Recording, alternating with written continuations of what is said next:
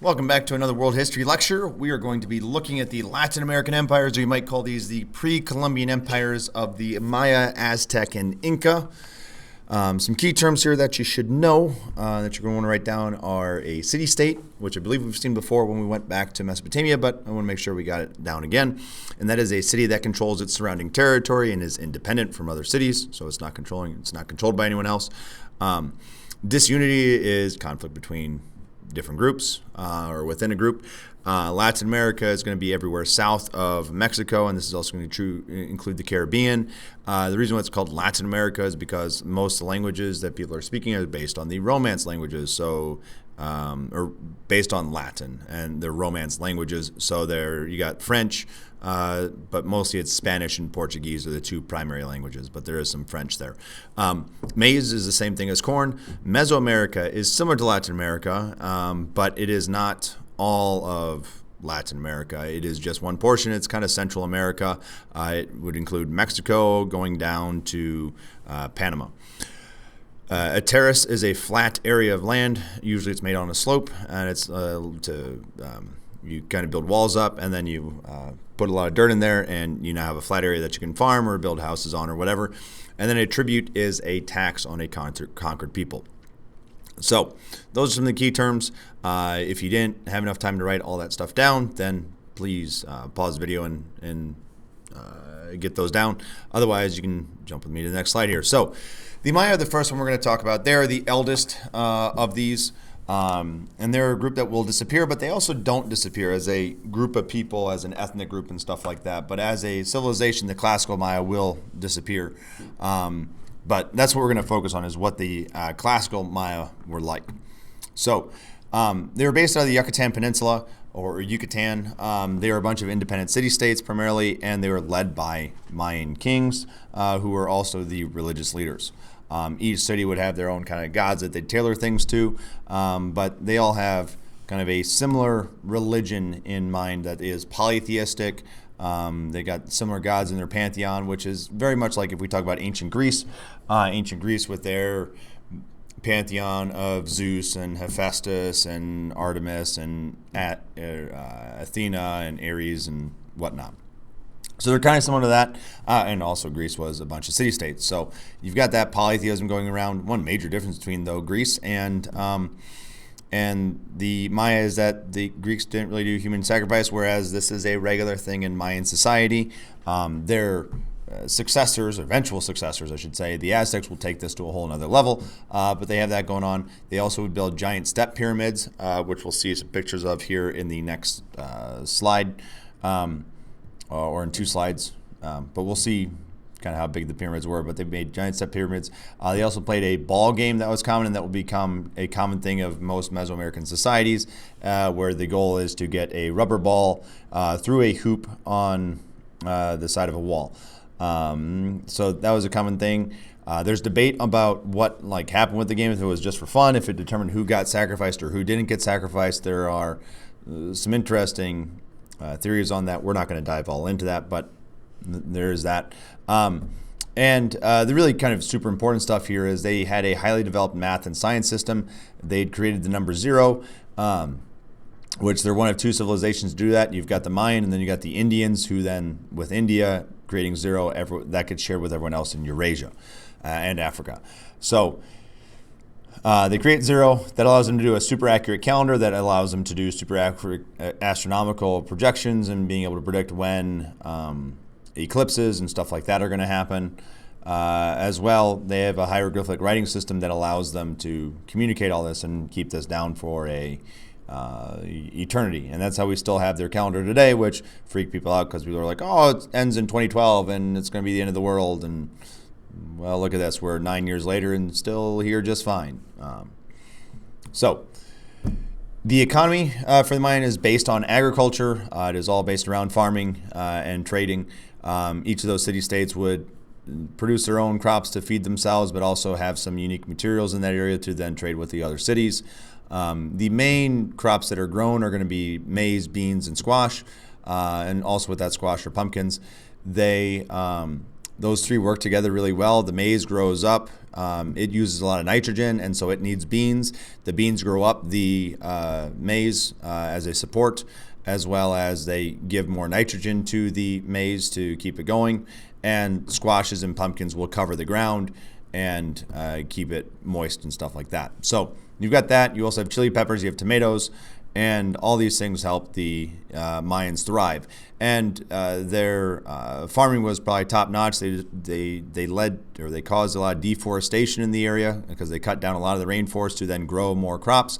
But this is going to cause problems, and it really kind of gets us into the collapse of the Maya, which is that we don't really know why or how exactly things went down. But one of the best guesses is that there was a drought, which led to an agricultural breakdown, and with the drought, being able to produce less crops, if you had maxed out the population, you are now going to have people starving through malnutrition and stuff like that.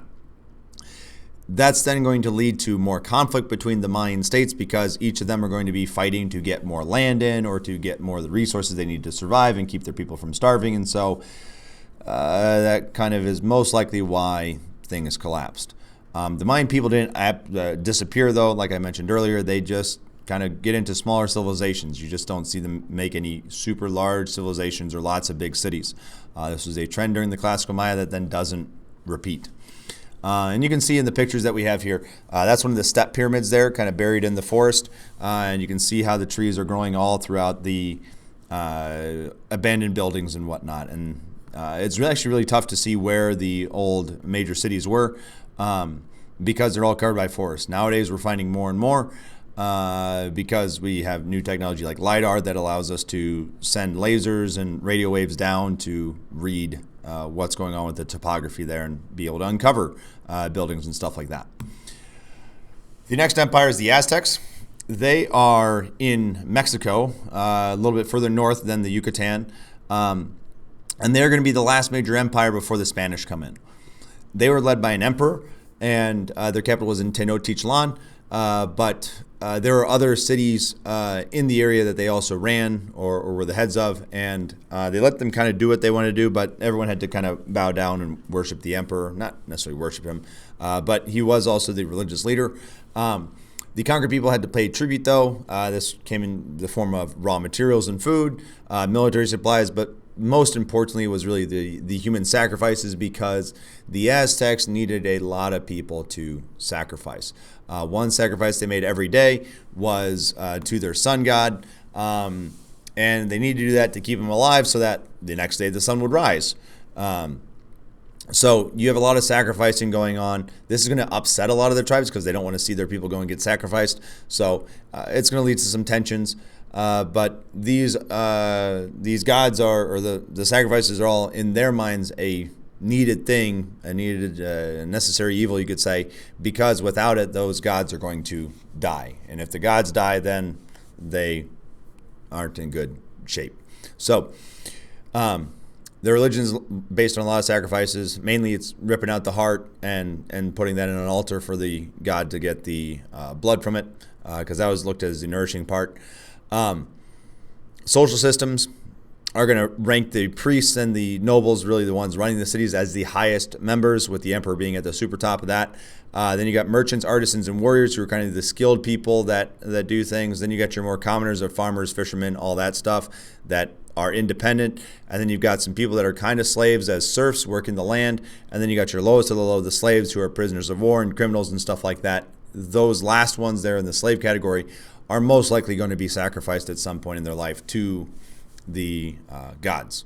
So you've got that for the government.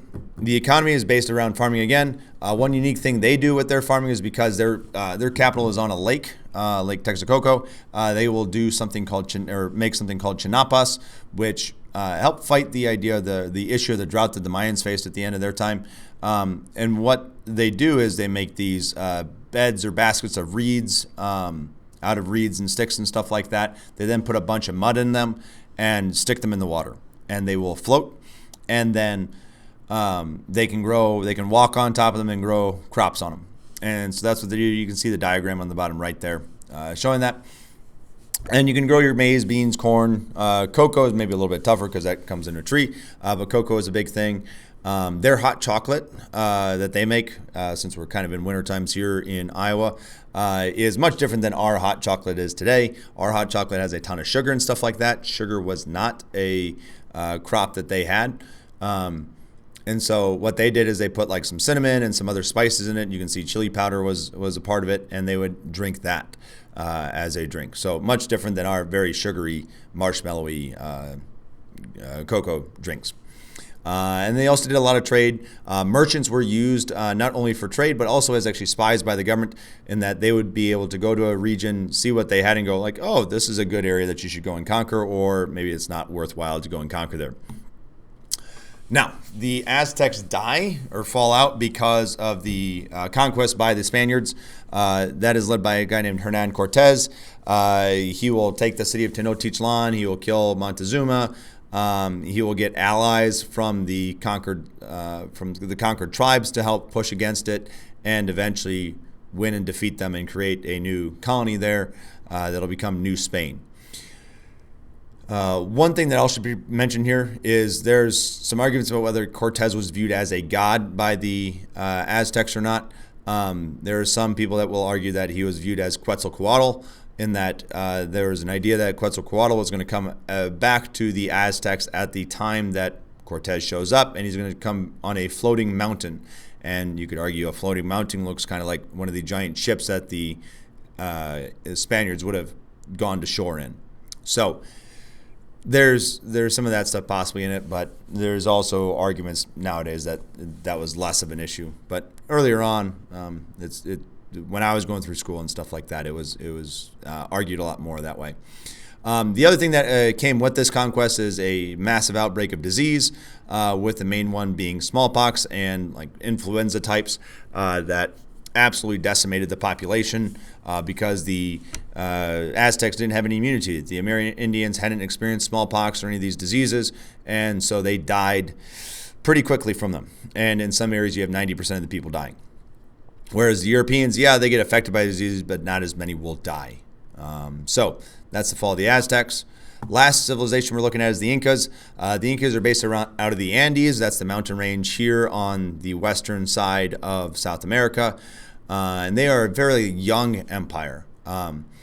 They have been around like in the Cusco region, which is where they're going to be based from 1230, but really they don't start conquering places until 1400, and they're going to collapse by 1550 or 1530 really, and that's going to be the end of them. So they're only about 150 years old by the time or less than 150 years old, by the time the Spanish get there. So also in this picture you can see Machu Picchu. This is the famous city in the sky. And you can see some of the terracing there that we brought up as a key term there, being built on the side, allowing for the buildings, but also a place to grow some crops. The Incas were led by a ruler known as the Saca Inca, and he was based out of Cusco. And they conquered all the lands that you saw on that map. And in those conquered lands, it was deemed that the Saca Inca owned all the land. So no one owned anything. There wasn't really a private property because everything was owned by the Saca Inca, or essentially the king. And anyone that spoke out against the king and stuff like that, bad stuff happened to you. You got punished. You got kicked out of your position of power and all that fun stuff. So, this was an all-powerful king, and he's all-powerful because I don't think I brought this up. He was viewed as the sun god in human form. So that's what's going on in the Inca Empire before the Spaniards get there. Their religion is polytheistic. Inti is the sun god. He is the highest god, but there are many other gods in it. People would make sacrifices to God, give them food, sometimes do human sacrifices, but it wasn't always that. It wasn't anywhere near the obsession that it was for the Aztecs or the Mayans. They also viewed gold as kind of holy, but also not super, super important, like as the Spanish are going to view it, because they viewed it as the excrement of the gods. One other thing to note here is, although we had writing systems for the Aztecs and the Maya, the Aztecs pretty much just used the Mayan writing system, or a very similar system to it. The Incas do not create a writing system. There was never a tradition of writing in the Andes, and instead what they used is knotted string. And so each knot of the string would represent something. I can't tell you what this string says. It's very difficult to interpret in that only, I believe, one person has possibly solved it, but I haven't seen any additional things coming out on what actually the strings tell you and stuff like that. The economy, I don't have this on here, which is a problematic thing, and I apologize for that, but it's based around farming again. The farming here, though, is going to be based out of those terraces, and they're going to grow a lot of potatoes because potatoes can survive in the colder weather, and they last longer and stuff like that. People are going to be farming on these terraces, growing the potatoes, and it's going to be part of something called the MITA system, in that it is a required work that they have to do a few months a year to give back to the Saca Inca. It's essentially their taxes, and in return for them doing that work, they will get whatever food and stuff like that that they need from the Saca Inca for the governor in that area to make sure they don't starve and do stuff like that, because everything essentially is owned by the Saca Inca.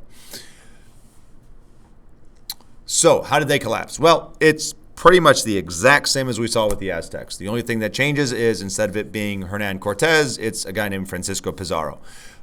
They will go and capture the Saca Inca right after the previous, and a fairly strong Saca Inca died, most likely from the flu or possibly smallpox. They then recruited conquered tribes that were upset about the Incas running things and rally them behind their flag, and they go and kill the Incas and set up their whole, sorry again for the audio, but set up their whole new empire there. So that's basically kind of it. Diseases help again. As you saw, they killed the emperor before the emperor that gets killed by Pizarro. And so it's just diseases and Spanish conquest leading to the fall of the Inca as well as the Aztecs. And that's kind of everything you need to know about these things in a nutshell. We'll be diving into these more in the coming days with you guys doing some research on them.